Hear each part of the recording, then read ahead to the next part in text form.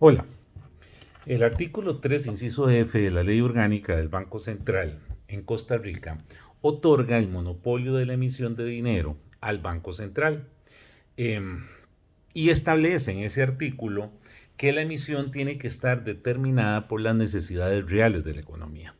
Más adelante veremos que las necesidades reales de la economía estarán fundadas específicamente en el control de la inflación o en el pleno empleo y que eso va a hacer que varíen la utilización de los instrumentos del Banco Central para poder establecer o definir la cantidad de dinero que va a circular en la economía. Pero por ahora nos vamos a concentrar en el tema de la emisión y tendríamos que indicar que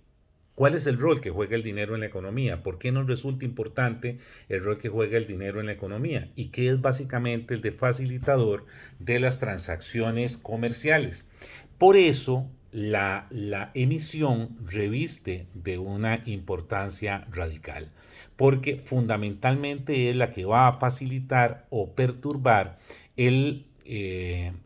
acceso de los actores económicos a las transacciones comerciales. Es importante que señalemos cómo funcionó el tema de la emisión en Costa Rica antes de que ese monopolio se le otorgara al Banco Central. Y tendríamos que decir que cuando nosotros llegamos a la vida independiente, lo que tuvimos antes de emitir las monedas propias fue sumar la tendencia de que la emisión de dinero era una condición que se medía según el metal que se utilizara. Entonces, si se utilizaba el oro, se utilizaba la plata, la capacidad de esas monedas de transar en trámites comerciales estaba fundada básicamente en el peso de la moneda. Entonces, si ustedes leen libros de historia o novela histórica o ven películas de época de Edad Media o previa,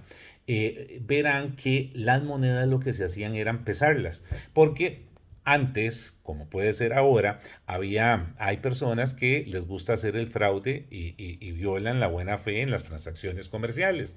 Entonces podían decir, aquí traigo 100 monedas de oro o 100 monedas de plata, pero algunas de esas podían estar huecas, es decir, estaban nada más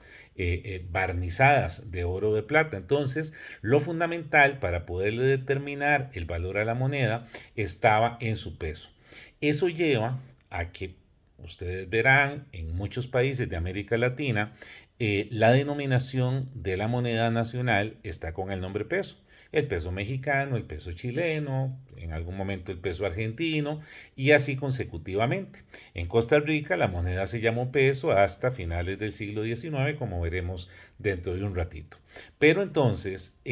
la moneda se emitía ya sea en oro o en plata y lo que hacía que esa moneda tuviera capacidad de transacción era su peso, la cantidad de oro o de plata que esa moneda pudiera tener. Entonces no era importante el número de moneda, no era importante la imagen que tuviera esa moneda, no era, era importante el metal y el peso que ese metal tuviera. Eh, para efectos de nuestro país, durante toda la colonia y los primeros años de vida independiente, lo que tuvimos fue una circulación de monedas en oro o en plata que facilitaban esas transacciones comerciales. La primera emisión de papel moneda, o sea, ya no ni en oro ni en plata, sino en papel, que se da en Costa Rica, se da para el año de 1839, con el gobierno de Braulio Carrillo. Y el gobierno emite papel moneda fundamentalmente para poder facilitar el pago a los pocos empleados públicos que habían en ese momento, básicamente una incipiente burocracia estatal, pero fundamentalmente el tema del ejército. Entonces, a efecto de poder hacer circular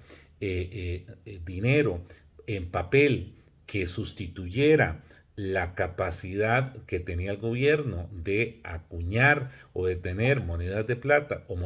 monedas de oro, se dieron estos primeros vales, que podríamos denominarlos de esa forma, en papel con los cuales se le pagaba a los empleados públicos. Ya para la segunda mitad del siglo XIX, a partir del año 1850, empiezan a crearse en Costa Rica los primeros bancos. Recordemos que el negocio bancario consiste en captar ahorro para colocar ese ahorro con una diferencia entre lo que reconoce al ahorrante por el dinero que le deposita y lo que le cobra al demandante de ahorro por otorgarle los préstamos que corresponden. Ya entonces, para esos años, con estos primeros bancos que se están fundando en Costa Rica, el Banco de Medina, el Banco Nacional, etcétera, estos bancos empezaron a sustituir las monedas acuñadas, plata u oro, con algún tipo de billete, de papel moneda, y lo respaldaba con el criterio de que en sus bodegas tenían oro o plata que respaldaba esa emisión. No necesariamente eso podía estar siendo fiscalizado, lo que es más, no hay norma jurídica que establezca que a los bancos en ese periodo se les fiscalizara la dotación de ese dinero, papel respaldado con monedas en oro o en plata, sino que básicamente lo hacían como una condición de abstracción. Decían que tenían ese dinero respaldado por el oro o por la plata y en esa situación pues funcionaba. Eh, para finales del siglo XIX, concretamente en el año 1896, se le cambia la denominación del dinero en Costa Rica y se pasa a llamar colón. Entonces se promueve la circulación de papel moneda con la denominación colón. O sea, se elimina el concepto peso para concentrarlo con el concepto colón.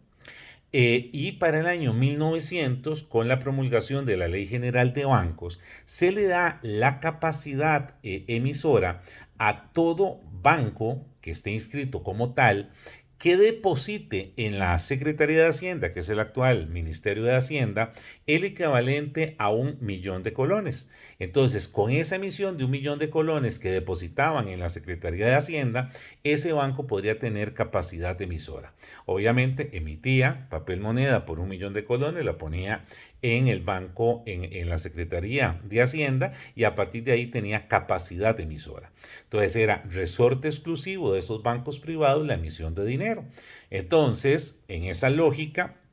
las transacciones comerciales se hacían al tenor o podían influenciar la realización de esas transacciones comerciales aquellas entidades bancarias que promovían la emisión del dinero a favor de cierta actividad económica. Esto es importante también entenderlo porque no es verificable históricamente que la oligarquía cafetalera fuera homogénea a la hora de establecer sus prioridades en fortalecer o motivar la realización de actos de comercio. Habían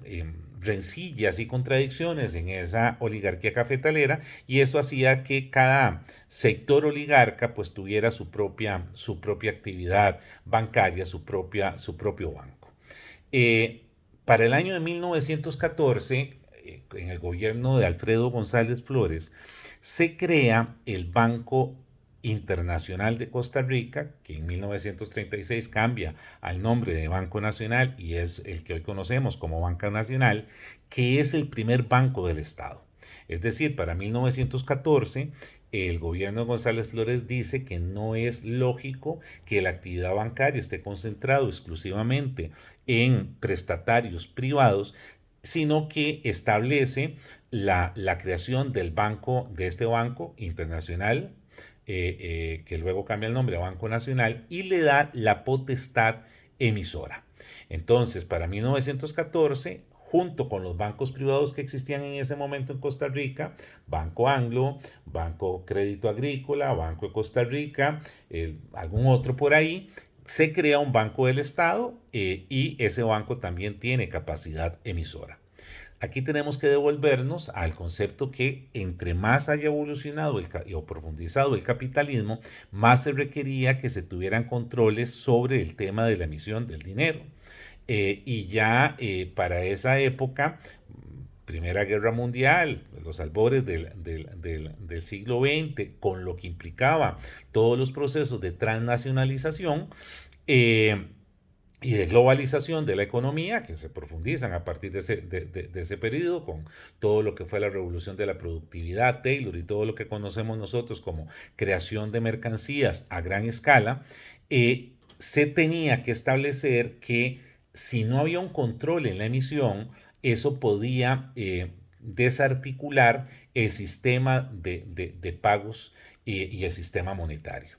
Y entonces empieza paulatinamente en el mundo a establecerse la obligación de que el único emisor tuviera que tener un respaldo público. Y en ese sentido, en Costa Rica se adopta esa tendencia en 1921, cuando se le otorga el monopolio de la emisión al Banco Internacional de Costa Rica, que vuelvo a reiterar, hoy es el Banco Nacional. Entonces, a partir de 1921, el Estado tiene el monopolio de la emisión, en aquel momento en el Banco Nacional.